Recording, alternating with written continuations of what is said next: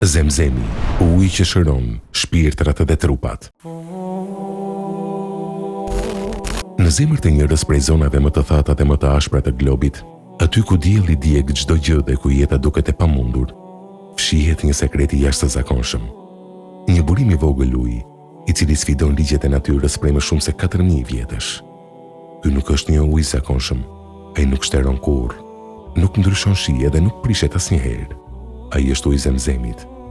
Për miliona njerëz në mbar botën, ky ujë është më shumë se thjesht një mjet për të shuar etjen. Ai është një mrekulli e gjallë, një dhuratë hynore e pacënuar nga koha. Por si lindi ky burim në mes të asgjës? Kush e hapi këtë pusë në mes të shkretëtirës së egër dhe çfarë fshin në vete çdo pikë e tij? Historia e Zemzemit fillon me një akt të pastër besimi dhe dorëzimi absolut. Profeti Ibrahim, paqja qoftë mbi të, me urdhër të Zotit, la bashkëshorten e tij Haxheren dhe djalin e tyre foshnjë, Ismailin, në luginën e Mekës, një vend pa ujë, pa bimësi dhe pas një shpirt njeriu. Kur uji i pakt që kishin u mbarua, foshnja filloi të qante nga etja e tmerrshme.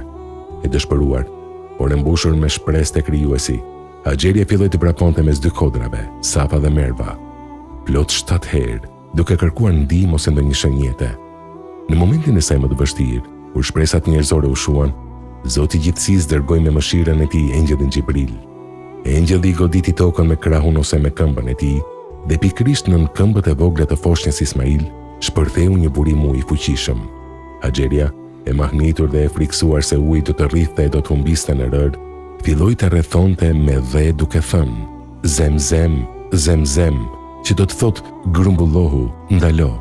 Profeti Muhammed a.s. më vonë do të thoshte: Mëshira e Allahut qoftë mbi nënën e Ismailit, se kur ajo ta linte Zemzemin të rrihte i lirë, ai do të ishte bërë një lumë që rrihet mbi tokë. Në Kuranin e Madhërisëm, Zoti i Gjithësisë e ka shenjtëruar luginën ku banon ky ujë. Ai e quan atë një luginë të bekuar dhe vendos Qaben, shtëpinë e parë të ndërtuar për adhurimin e tij, pikërisht pranë këtij burimi mrekullibërës. Zoti i Gjithësisë e përkufizon këtë ujë përmes fjalëve të tij si pjesë të mirësive të mëdha që u dha njerëzve në këtë vend të shenjtë. Dhe ne e bëm shtëpinë, Qaben, vend grumbullimi dhe sigurie për njerëzit.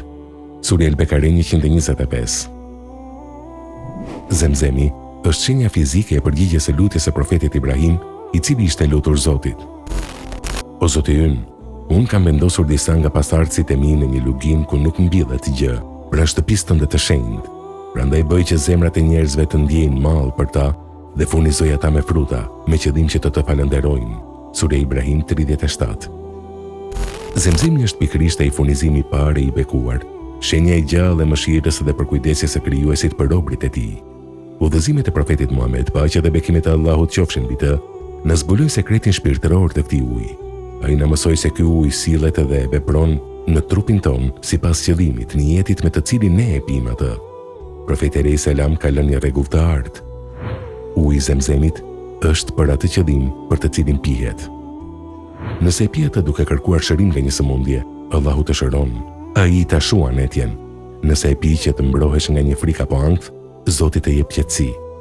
Profeti alayhis salam gjithashtu na ka treguar se ky ujë nuk është vetëm lëng, por është një ushqim i plot për shpirtin dhe trupin. Ai është i bekuar, ai është ushqim që ngop dhe shërim për sëmundjet.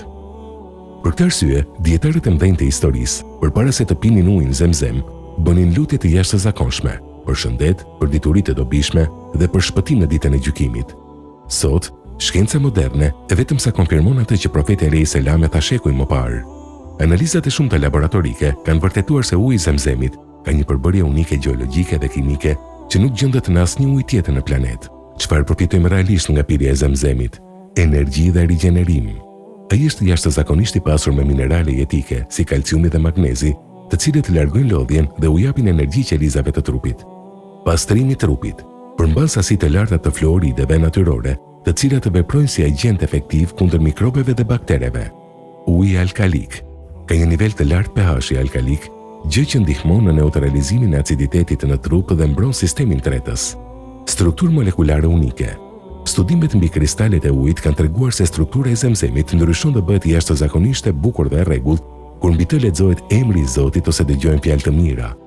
Ai është uji më i pastër në tokë, brenda të cilit nuk mund të rriten algat apo kërpudhat, duke mbetur gjithmonë i freskët dhe i gatshëm për të dhënë jetë. Në fund, uji i Zemzemit është më shumë se një mrekulli gjeologjike apo një kurrë mjekësore. Ai është një simbol i gjallë i shpresës. Ai na kujton se sa herë që ndihemi të braktisur në shkretëtirat e jetës sonë, sa herë që na duket se nuk ka rrugdalje dhe çdo gjë është tharë rreth nesh, krijuesi ynë mund të bëjë të shpërthejë një burim shpëtimi pikërisht aty ku nuk e presim. Ashtu siç shpërtheu uji në këmbët e Ismailit të vogël, ashtu mund të shpërthejë lehtësimi dhe gëzimi në jetën tënde nëse mban besimin fort e krijuesi. Sa herë që ta pini këtë ujë të bekuar, mos e pini thjesht për të shuar etjen e trupit. Pijeni me zemër të hapur, me besim të plot se ai që krijoi këtë burim në mes të shkretëtirës është i aftë të shërojë çdo plagë të shpirtit tuaj dhe t'ju jap paqe në këtë botë dhe në botën tjetër. O Allah, na furnizo me ujë nga burimi i Zemzemit në këtë botë dhe na mundso të pim nga dora e profetit ton, pranë burimit të Keutherit në xhenet, një pije pas së cilës nuk do të kemi më kurrë etje.